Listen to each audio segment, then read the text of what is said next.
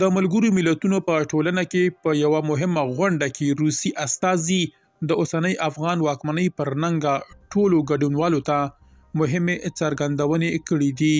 بلخوا یو پاکستانی چارواکي ته په متحده عربي اماراتو کې میشت د اوسنۍ افغان واکمنۍ د بهرنیو چارو وزارت د سیاسي مرستیال د زوی پیغور او د جان اڅکزي سخت ځواب. بشپړ جزئیات په ویډیو کې تر پایه وګورئ. پتمنو لیدونکو ستړي مشئ.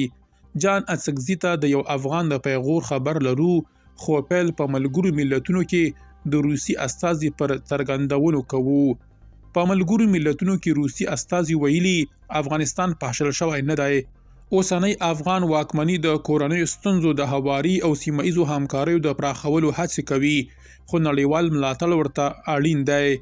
د ملګرو ملتونو په امنیت شورا کې د افغانستان پر وضعیت بحث وشو.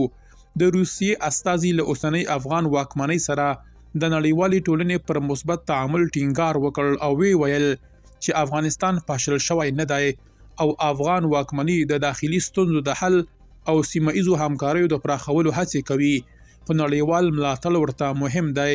نوموړي ډیره کړه چې نړۍ باید د افغانستان پر وړاندې د ګواښ ژبه ونه کاروي، خو الټا د بشري چارو لپاره د ملګرو ملتونو د سرمنشي مرستیال د افغانستان اقتصاد خراب وباله او وی ویل چې شاوخوا 1.1 میلیون ماشومان په جدي خوارزواکۍ اخته دي.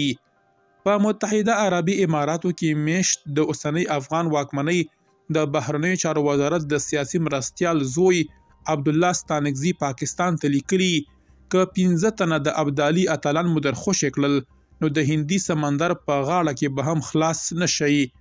جان اڅکزي په ځواب کې لیکلي دا ابدالیان مو هغه وخت چیرته وو چې امریکا در باندې یرغل وکړ او ټوله واکمني مو په 3 ورځو کې نسکوره شوه او بیا راغلی همدې پاکستان مو لاس ونیوه.